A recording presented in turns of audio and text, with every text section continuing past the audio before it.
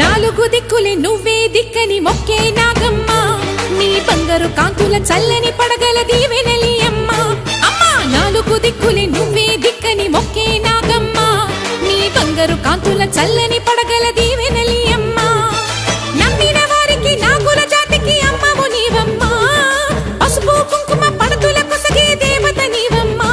మా ఐదవతనమున కభయమునిచ్చి అండగా ఉండమ్మా చల్లని చూపుల నాగమ్మ మా పిల్లల పాపల కాయమ్మ